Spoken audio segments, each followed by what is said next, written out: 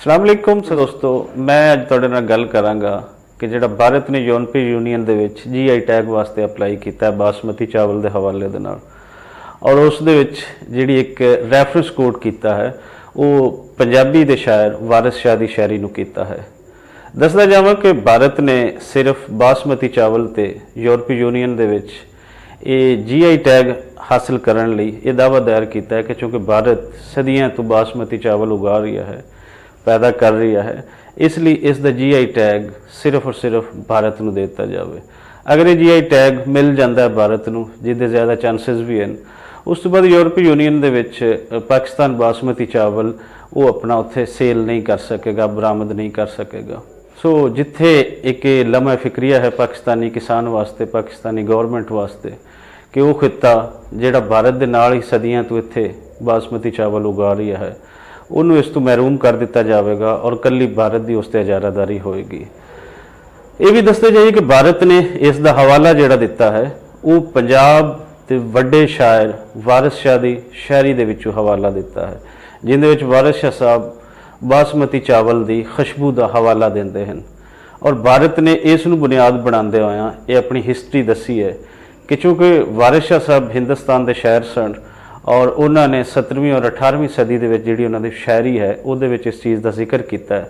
और दसते जाइए कि वारिस शाह साहब ने जिक्र अपनी शार वफाक किताब हीर दे विच कीता है। हुण दसते जाइए कि वारिस शाह साहब कित्थों के रहने वाले सी, उन्होंने शायरी किस दे हवाले दे नाल है, तो दसते जाइए कि वो मुल्क पंजाब के रहने वाले सी जिन्हां दा जिक्र अक्सर उन्होंने शायरी दे विच मिलता है। वारिस शाह साहब लहंदे पंजाब के जिला शेखूपुरा के पिंड जंडियाला शेर खां दे विच जम्मे। उस तो बाद तालीम लई वो कसूर चले गए। लाहौर तो कसूर, उही कसूर जिहड़ा बाबा बुल्ले शाह की नगरी है, तकरीबन कोई 50 किलोमीटर दूर है, उत्थे आप पढ़े। मौलवी गुलाम मुर्तज़ा जिहड़े हज़रत बुल्ले शाह और हज़रत वारिस शाह साहब के सांझे उस्ताद सन। तालीम मुकम्मल करने तो बाद आप चले गए हज़रत बाबा फरीद दे मज़ार ते जिहड़ा पाकपतन शरीफ दे विच वाक़या है। पाकपतन दे विच कुछ दिन रहे, उस तो बाद आप चले गए पाकपतन की नवाई बस्ती मलका हांस दे विच।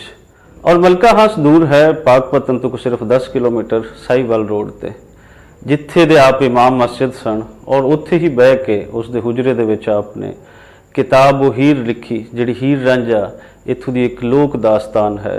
ਉਹਦੇ ਵਿੱਚ ਫਿਰ पूरे पंजाब का ਜਿਹੜਾ आप ਦਾ ਮੁਸ਼ਾਹਦਾ ਸੀ वो इस रंग ਦੇ ਵਿੱਚ ਬਿਆਨ ਕੀਤਾ कि अज भी सैयद वारिस शाह साहब की शायरी पढ़ीए तो उस वेले का पंजाब साड़ियाँ अखां के सामने आ जाता है। सो एक पंजाबी शायर का हवाला कोड करना जिथे एक वड्डी गल है, उत्थे भी बददियानती है कि भारत इसनूं अपना क्लेम कर रहा है। वारिस शाह साहब पंजाब के वासी सन। उस तो बाद वारिस शाह साहब चले गए जंडियाला शेर खां जिथे अज भी उन्हों का मज़ार है। और ये भी दसते जाइए कि सितंबर के महीने के 22, 23, 24 नूं हर साल उन्हों का उर्स लगता है, हर साल मेला होंदा है जिथे उन्हों की किताब हीर भी पढ़ी जाती है। उत्थे मुशायरे भी होंदे हैं, उत्थे दुनिया भर के ढोलची भी आते हैं, तो चंगा एक समा लगता है। सो वारिस शाह साहब को रिकगनाइज़ करना और भारत की ये थोड़ी बददियानती है कि वारिस शाह साहब अगर तुसी इस तरीके ना करना है, तुसी पंजाब खिते नूं ओन करके उसनूं अपना शहर ओन करना है, तो फिर लहंदे पंजाब का ज़्यादा हिस्सा वो पाकिस्तान के हिस्से दे विच है, क्योंकि पंजाब तो 47 दे विच 2 हिस्सों के वंड दिता गया सी।